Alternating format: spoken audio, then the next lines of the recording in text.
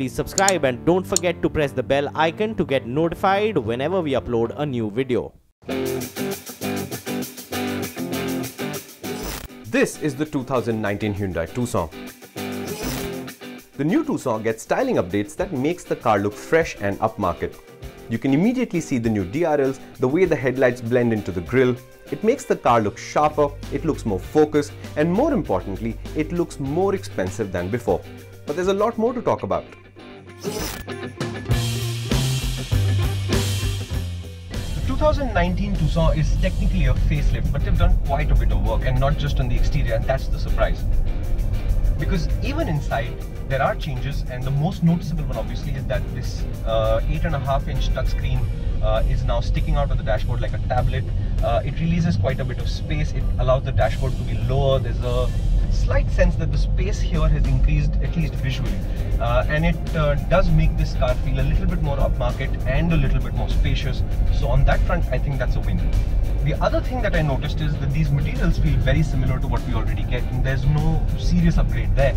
But there are a lot more things on this car because this is a very, very highly spec'd car. I'm not sure that all of these little bits are going to come to India, and most certainly this is the four-wheel drive car with four-wheel drive lock, and I'm sure that that is definitely not coming to India anytime soon. The car we are driving is a 1.6-litre engine that we are unlikely to see in India anytime soon.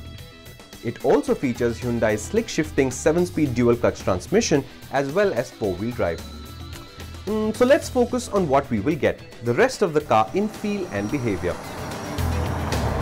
When you drive the Tucson, you realize that it is an interesting car in the sense that it drives like the old car does. It's a little bit stiff initially, so you thud a little bit over the bumps. But on the flip side, it's extremely comfortable. It's very car-like to drive. It's very easy to drive.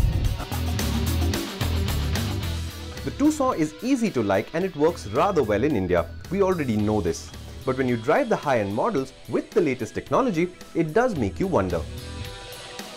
So this car has four-wheel drive, including a bunch of options. You can turn traction control off. There is lane keeping, there is four-wheel drive. It's a fully loaded car. I think there's a hill descent control also. I wonder why we don't get all these options in the cars that we get to buy. But the juicier SUV of the two we drove for the story isn't the Tucson, because late next year, Hyundai will kickstart the electric SUV market, as it were. The car shouldering that responsibility is the Kona, and Hyundai isn't messing around. While the volumes will be low and the commercial viability of electric cars in India itself will play out over the next few years at the very least, the Hyundai Kona will be assembled from CKD kits.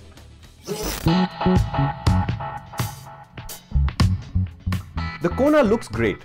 The edgy design is fluent even by Hyundai's ever-rising standards. The combination of the narrow lights, the little details here and there, and the raked boot lid is of a thoroughly modern, eye-catching SUV. This is especially true when you see one of the flashier colors like the lime green from the launch or this orange car.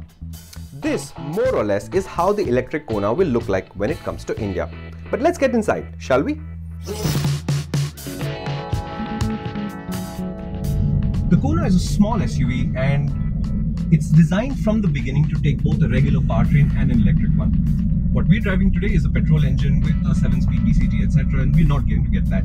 What we are going to get is the electric, but the interior is going to be like this, so let's talk about that. Is it the most spacious interior you'd get in a car this size? Perhaps not, but it is one of the funkiest, because if you look at it, they've matched a lot of the trim bits inside the cabin to the color of the car, and that looks really good. So you can see the red seat belts, there's other red trim bits here and there. It looks good. The other thing you'll notice is, just like they've done on the new 2019 Tucson, they've got the infotainment screen as a tablet that sticks out, which allows them to slope the dashboard down and sort of creates the idea that there's a little bit more space in the car than you'd imagine if the dashboard was a straight thing with a faired-in screen. The Kona also gets a little heads-up display that surprised me by remaining bright even when I was wearing polarized sunglasses. A lot of German cars today don't manage that. But it's mounted a little low and I had to duck to see it clearly, but still.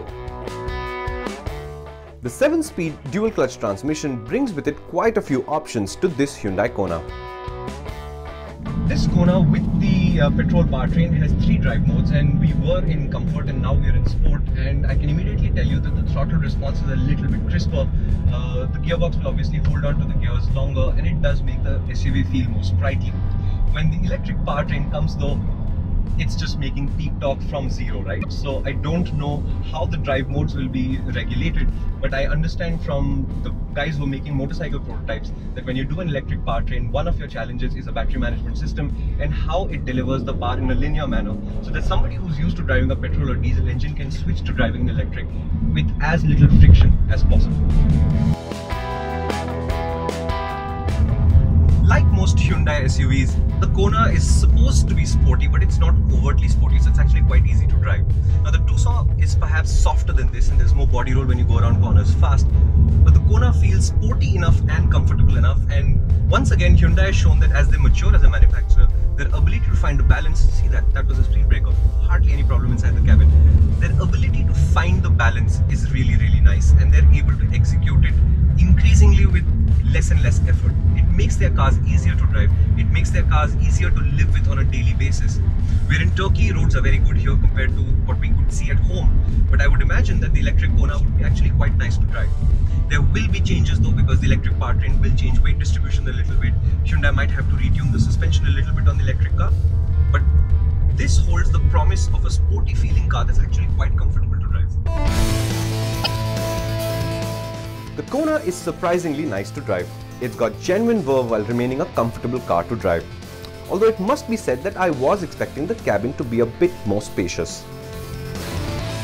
Together, it looks like a nice, spacious, funky, modern SUV. And when you add an electric powertrain to this, I think it will be quite nice to drive.